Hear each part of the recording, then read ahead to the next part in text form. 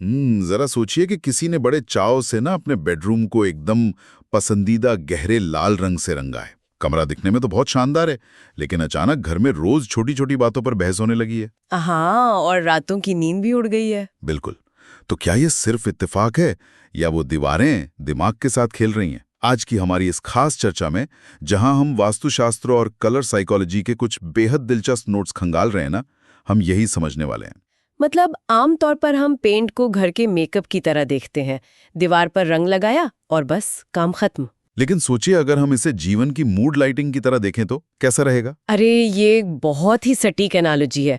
और यहाँ सबसे बड़ी बात ये है ना कि सदियों पुराना वास्तुशास्त्र असल में एनवायरमेंटल साइकोलॉजी का ही एक बहुत प्राचीन रूप है। मतलब रंग सिर्फ आंखों को नहीं दिखते। बिल्कुल नहीं, वे हमारे नर्वस सिस्टम को बाकायदा सिग्नल भेजते हैं। आधुनिक विज्ञान भी अब ये पूरी तरह मानता है कि हर रंग की अपनी एक फ्रीक्वेंसी होती है, जो सीधे तौर पर हमारी भावनाओं को दिशा देती है ना? एकदम सही। हमारी भावनाओं और सोचने के तरीके दोनों को। तो अगर रंग मूड लाइटिंग है, तो किस दिशा में कौन सा बल्ब यानी कौन सा रंग लगाना चाहिए?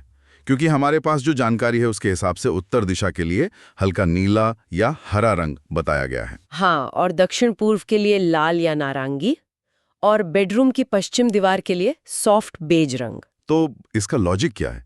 मतलब क्या हम कोई भी रंग कहीं भी नहीं लगा सकते? देखिए, इसका सीधा संबंध प्रकृति के तत्वों से है। उत्तर दिशा जल तत्व यानी पानी से जुड़ी है, तो वहां नीला या हरा रंग शांति और मानसिक विकास लाता है। अच्छा, और दक्षिण पूर्व? वह अग्नि यानी आग की दिशा है। वहां लाल या नारंगी रंग ऊर्जा और धन को आकर्षित करता है।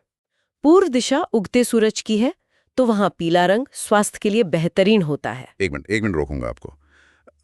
मतलब मैं इंस्टाग्राम पर चल रहे किसी भी नए ट्रेंडिंग कलर को उठाकर घर में कहीं भी नहीं पोत सकता? बिल्कुल नहीं। क्या सच में सिर्फ एक गलत दिशा में रंग लगा देने से ऊर्जा का संतुलन इतना बिगड़ जाएगा? मुझे थोड़ा शक हो रहा है। अरे बिल्कुल बिगड़ सकता है।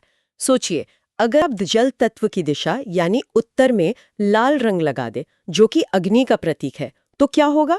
पानी और आग का सीधा टकराव। एकदम सही। बेडरूम आराम के लिए होता है, इसलिए वहां पश्चिम दीवार पर सॉफ्ट बेज या ग्रे अच्छी नींद लाता है। लेकिन अगर आप वहां गहरा लाल या काला लगा दे, तो दिमाग रिलैक्स ही नहीं कर पाएगा। अच्छा, तो जो हमारे नोट्स में एक सख्त हिदायत है ना कि दक्षिण दीवार पर काला या डार्क ग्रे कभी नहीं लगाना चाहिए। हाँ, और किचन के उत्तर में डार्क ब्लू से आर्थिक रुकावट आ सकती है। तो वो इसीलिए है। और मुख्य द्वार पर गहरे रंग का कॉन्ट्रास्ट ऊर्जा के प्रवाह को रोक देता है। हाँ, क्योंकि गहरे रंग ऊर्जा को सोख लेते हैं। इसका एक बहुत ही क्लासिक उदाहरण हमारे पास पुणे से है। हाँ, अरे हाँ, पुणे वाली कहानी। हाँ, तो एक परिवार ने वास्तु के नाम पर बिना पूरा ज्ञान लिए अपने बेडरूम की दीवार को गहरे लाल रंग से रंगवा लिया। और फिर वही हुआ जिसका जिक्र हमने शुरुआत में किया था। बिल्कुल वही। घर में रोज झगड़े शुरू हो गए। बाप रे। वैज्ञानिक रूप से देखें तो लाल रंग ब्लड प्रेशर और हार्ट रेट बढ़ाता है। जब आप सोने जा रहे हैं और दीवारें आपको अलर्ट रहने का सिग्नल दे रही हैं, तो चिड़चिड़ापन तो लाजमी है ना। जाहिर सी बात है। कुछ महीनों बाद जब उन्होंने उस लाल रंग को हटाकर एकदम शांत बेज रंग करवाया, तब जाकर उनका हार्ट रेट नॉर्मल हुआ और घर का माहौल शांत हुआ। तो एक गलत रंग ने सचमुच घर के भीतर एक पूरा पारिवारिक ड्रामा लिख दिया। क्या बात है। और इसका उल्टा असर भी होता होगा।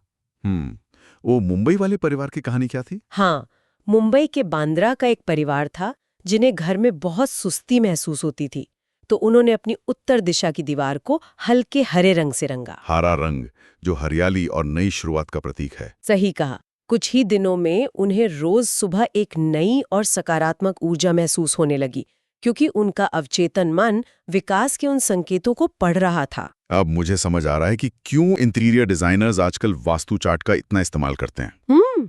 ये कोई जादू टोना नहीं है। बिल्कुल नहीं।